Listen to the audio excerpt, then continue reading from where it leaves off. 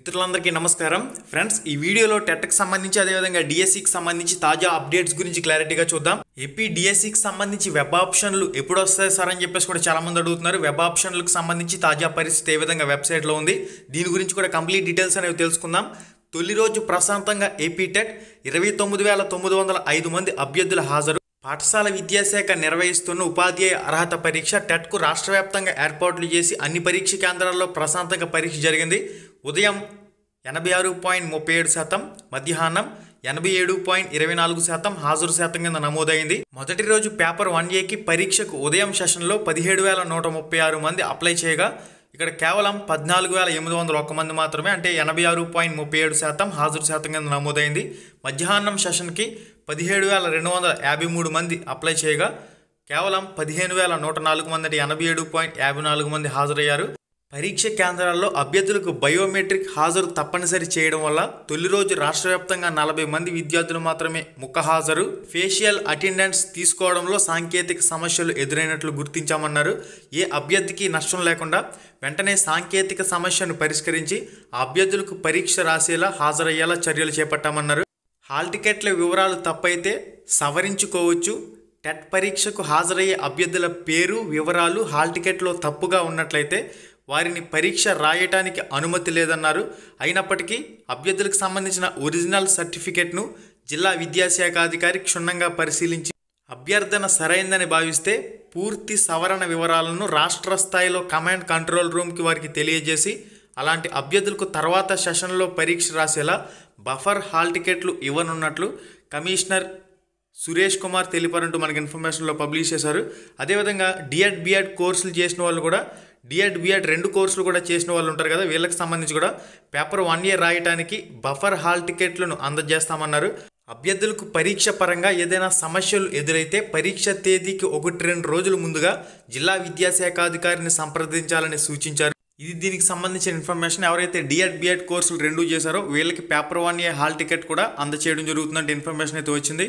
Group 2కి 1:100 నిష్పత్తిలో మెయిన్స్కి ఎంపిక చేయాలని డిమాండ్ చేస్తున్నారు. దీనికి సంబంధించి కూడా ఆర్టికల్ అయితే పబ్లిష్ కావడం జరిగింది. ఫ్రెండ్స్, మనకి ఏపీ డిఎస్సి వెబ్సైట్ లింక్ డిస్క్రిప్షన్లో ఇచ్చాను. మీరు ఏపీ డిఎస్సి వెబ్సైట్ ఆన్ చేస్తే ఎలా వస్తుంది, ఇలా వచ్చిన తర్వాత వెబ్సైట్ కిందకి స్క్రోల్ చేయండి. స్క్రోల్ చేసిన తర్వాత ఇక్కడ మీకు క్యాండిడేట్ లాగిన్ అని చెప్పేసి ఒక అప్డేట్ అయితే ఉంటుంది.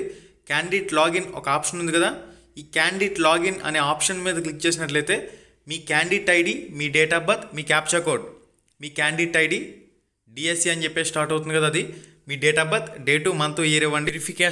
వెరిఫికేషన్ కోడ్ ఇక్కడ as it is capital letters ఏ విధంగా ఉన్నాయో, ఫర్ ఎగ్జాంపుల్ ఇక్కడ DWB ఈ విధంగా మీకు ఏదో ఒకటి వస్తుంది, అది ఇక్కడ ఎంటర్ చేసుకుంటే లాగిన్ క్లిక్ చేసినట్లయితే ఈ విధంగా వస్తుంది, లాగిన్ అవుతుంది. లాగిన్ అయిన తర్వాత లెఫ్ట్ సైడ్లో చూడండి ఆన్ ఆఫ్ ఒక బటన్ ఉంటుంది.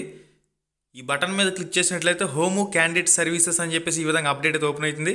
ఓకే, ఇక్కడ బటన్ మీద క్లిక్ చేసినట్లయితే క్యాండిడేట్ సర్వీసెస్ మీద క్లిక్ చేసినట్లయితే ఎగ్జామ్ సెంటర్కి సంబంధించి వెబ్ ఆప్షన్లు వచ్చినట్లయితే ఇక్కడి నుంచే మీరు వెబ్ ఆప్షన్లు అనేవి పెట్టుకునే అవకాశం కల్పిస్తారు.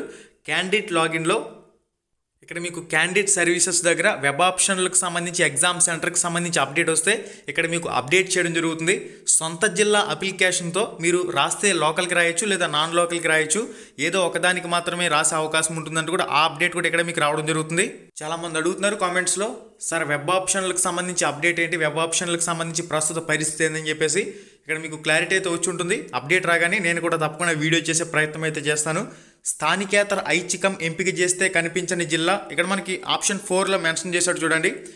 మీరు మీ సొంత జిల్లా అప్లికేషన్తోనే రాస్తే లోకల్కి రాసుకోవచ్చు లేదా నాన్ లోకల్కి రాసుకోవచ్చు.